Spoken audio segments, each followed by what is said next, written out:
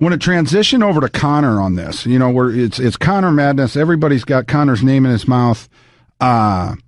Anderson Silva came out with, and I didn't know this. You know, I've been licking my wounds for a couple days. He's actually the underdog in the Brunson fight. And Anderson's come out and said, hey, you know, before I retire, I want to fight Conor. You know, and Conor's said, you know, fook them all.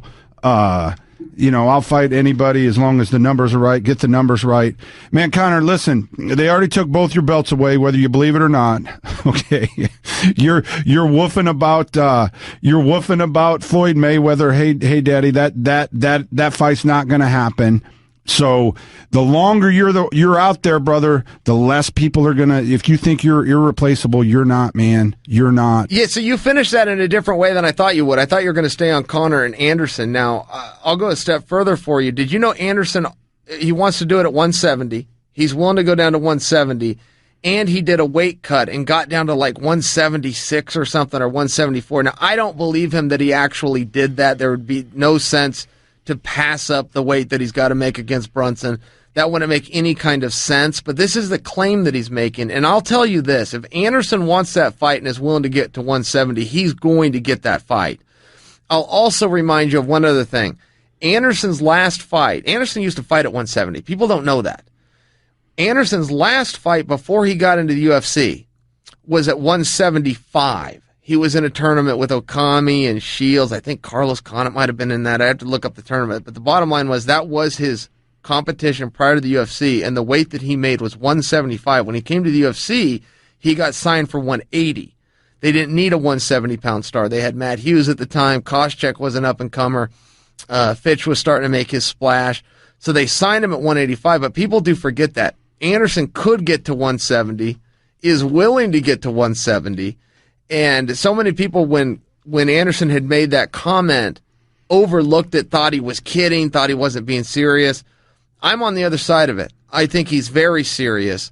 I think he would get to 170, and Conor would certainly take that fight. And that would do big numbers regardless of the outcome of the Brunson fight. And if Anderson's at the end of his lease, he may be. He may be towards the end of his road. I mean, let's see what happens here. But I'll make this point to you.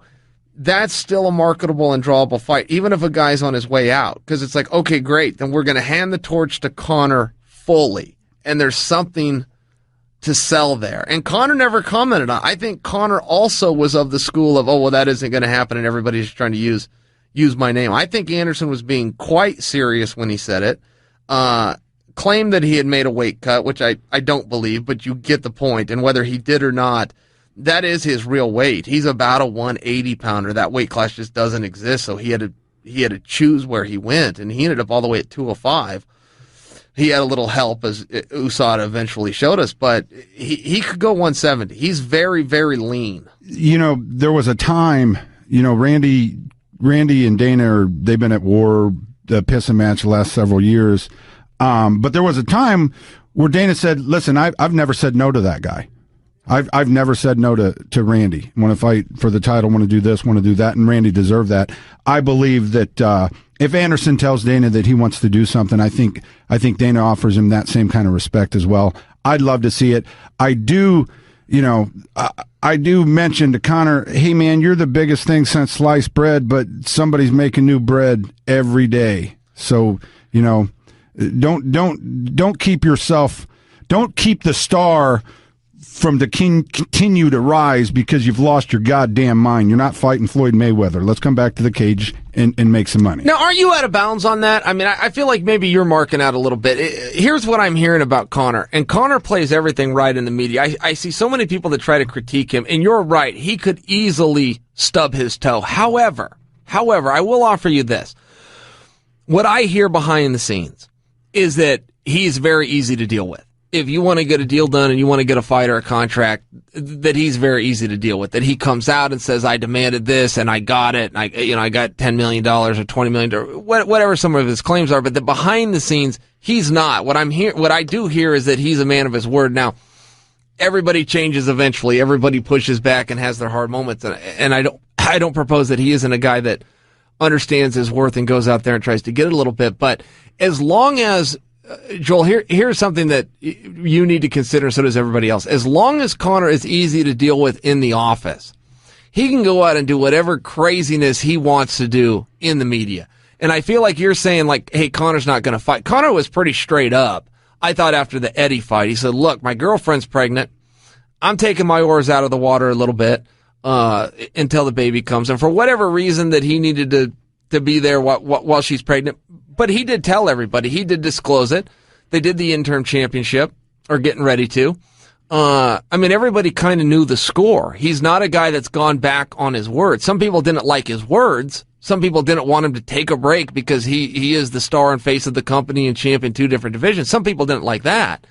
But as long as he's a man of his word and he does disclose ahead of time what his intentions are, I don't see any problem there. Now, if he starts to push back and huff and puff, it is a part of his youth. You know, some guys weren't around when Andrei Arlovski was created, and it's the finest example, and it's really the only one you need to know about the business.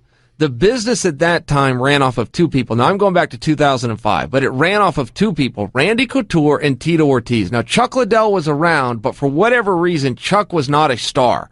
Chuck's star was one of the slowest to rise ever. Once it finally did, he's one of the biggest stars ever. But it was a very, very slow rise, and nobody could figure out why Chuck wouldn't get over. I can remember the time when him having a mohawk was weird. It was really weird. I also remember the time when kids started putting their hair in mohawk on Halloween and going as Chuck Liddell. Eventually, it became a cool thing. Conor went through that same thing more recently. I remember a time when he would show up on set when I was out at UFC Tonight in a tuxedo all the way down to the bow tie, and it was weird. Now it's a really cool and fashionable look that designers are getting behind and wanted to be the one to make his next suit for him.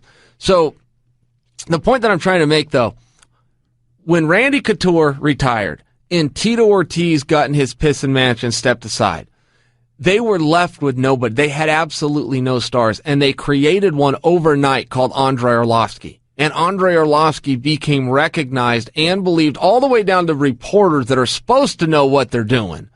He was believed to be the scariest guy on the planet. Now, if you looked a little bit closer, he had a record of 8 wins and 4 losses and had been TKO'd 2 fights before on an undercard.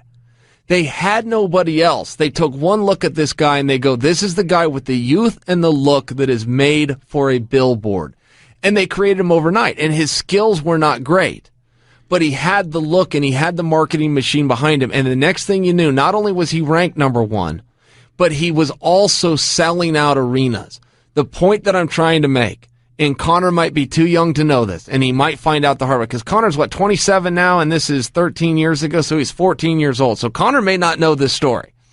They created something out of nothing overnight. Literally, Joel, it took them just over a week to do it. They put him on everything. They put his face out there. They pushed him to the top of the bill. They got the media behind it. They had his press conferences. They put him in a suit. They branded him the pit bull. They gave him a mouthpiece with fangs on him. They did the whole bit. Got him that strap. Picked his opponents. I was there. I debuted the night when he headlined and fought Paul Buntello for the World Championship. Now, that isn't meant to insult Paul, but the reality is there is no time in fighting where Paul Buntello was a true number 1 contender, but there are ways to do it. It's happened before. Tito was soon forgotten.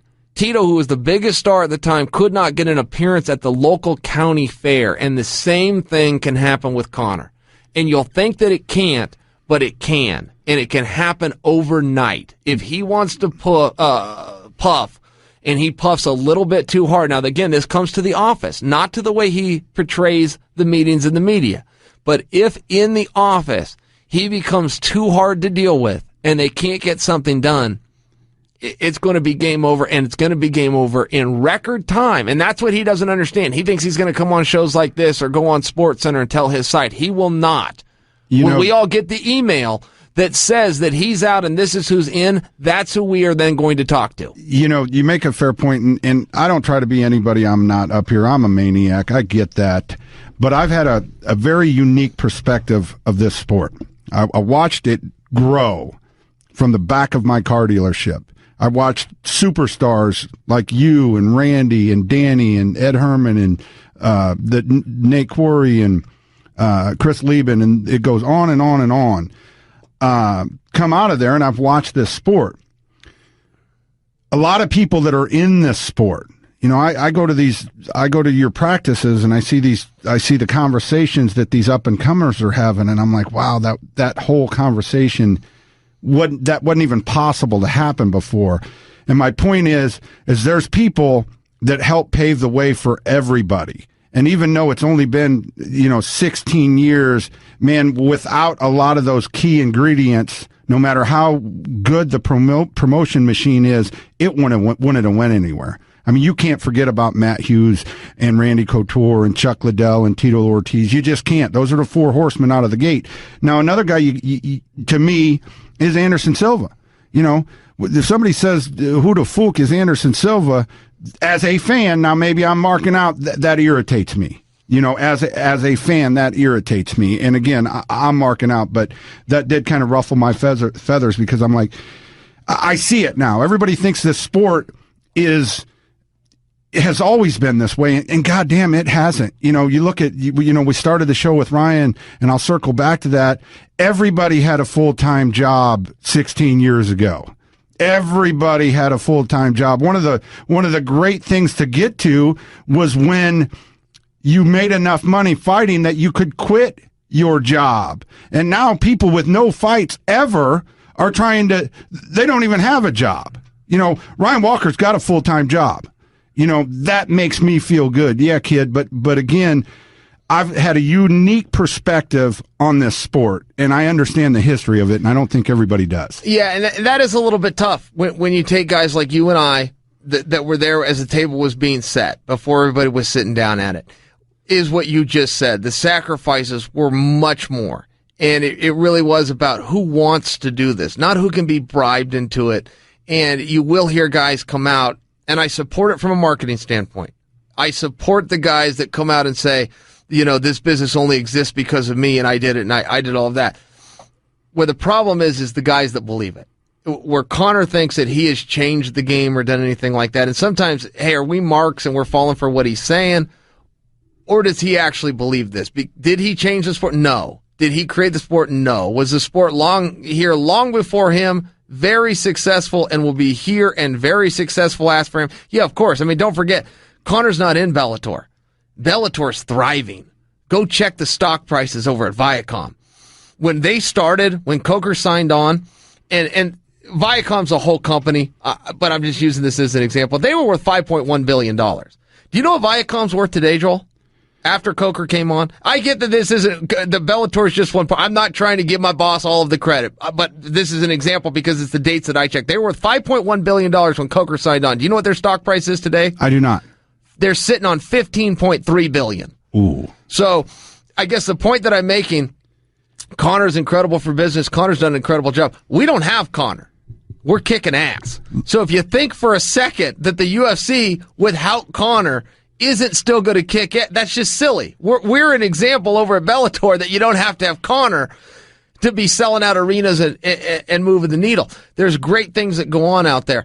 And to your initial point, when you're a guy like Conor that came in late and the table is already set and there's all sorts of money in MMA and there's sponsors and there's videos, games and there's magazines and there's arenas and there's a show every week. There's podcasts. Sometimes you do miss the point. And if he marks out for his own gimmick, and we've seen guys do this in every industry, if he marks out for his own gimmick and he starts behaving the way that he's saying he's behaving, and that will happen over time. If he says something enough times, he's just going to become that person. He's going to find out the same way as Andrei Arlovski did, because when they created Andrei Arlovski, Andrei eventually started to believe it too. And they started paying him more and more and trying to keep him around and going, okay, this is a team effort here. But eventually Andrei puffed too hard, and all of a sudden he wasn't fighting Paul Bunatellos anymore. All of a sudden he's locked in that cage with guys like Tim Sylvia. And it's like, hey man, as good as you think you are, not only is there a guy that can beat you, we know who the guy is. And we will put his name opposite of you once you force us to, and we will show you time and time again who's in control here and who really set this table.